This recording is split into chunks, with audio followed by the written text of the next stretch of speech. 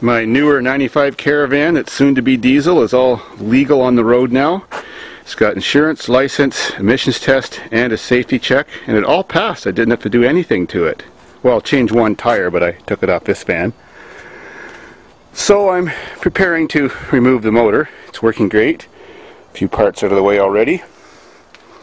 One thing you'll notice that's handy, once you take out the windshield washer bottle, you see a little dimple on the firewall. Well, I'm going to use a torch and cut out a 1-inch hole. And that's where the clutch cable will go through. It already had the plastic plug in here on the shock tower to remove and put in the little nut plate that holds the bracket that holds the clutch cable on. Just had to remove that windshield washer bottle. Now I'm in the process of removing the brake pin for the pivot point for the brake pedal, to add the 3-inch longer one to put on that clutch pedal.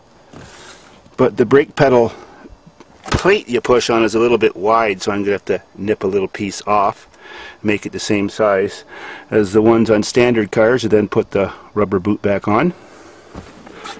I have cut a hole in my floor mat and a hole there for a shift cable to go through, and another hole way over there for the shift cable to go through on the other side. There is that little plate on the other car that holds the shifter mechanism on, and I took it off because it lifts the shifter mechanism up a little bit higher, so I'll weld it on to make it work. There's the plate I'm talking about. As you can see, it raises the shifter mechanism an inch, so it'll still feel comfy when I'm driving it. It won't be sitting too low if I just weld it directly to the floor. That'll go right there. Then it'll all get covered up by the shifter mechanism. Seems a waste to pull a perfectly good 3-liter motor out and transmission, and I don't know what to do with it. Now this van does have an electronic speedometer, means it has no speedometer cable. And I can take the sensor off this transmission in this vehicle, and I'm thinking if I do that, there's going to be some way I can attach this little piece of cable or whatever's in there to that sensor, even if I have to duct tape the two all together, or weld a little, who knows, bracket to hold them together, and then I can make it feed the electrical signal to there. It just creates a voltage as you're driving just by a rotating permanent magnet in a little coil of wire. I had speedometer error on the last one. It always showed too fast. But since it just creates a voltage, I can put a potentiometer or a resistor in any one of the two wires feeding that speedometer and adjust it until I get the speed exactly correct, if I can do it that way. My diesel motor is still hanging in the shop. Perfect place to push the van in and get it back in.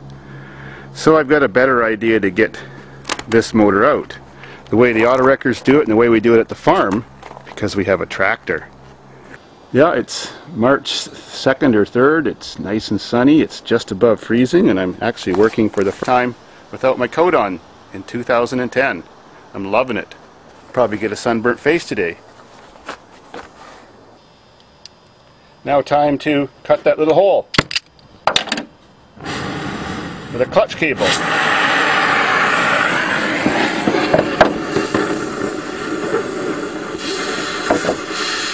I've already removed the noise dampening fuzzy material behind there so it didn't catch fire.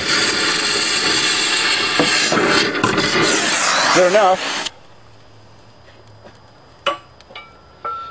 Just got the brake pin bolt out. You can see the difference in length. And now to just slip the clutch cable in where I cut that hole. Right there.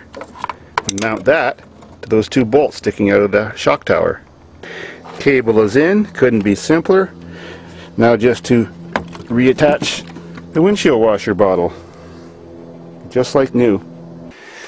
And now it's got the 3 pedals, all ready to pull the engine. That's how you do it. A couple hours later, she's swinging.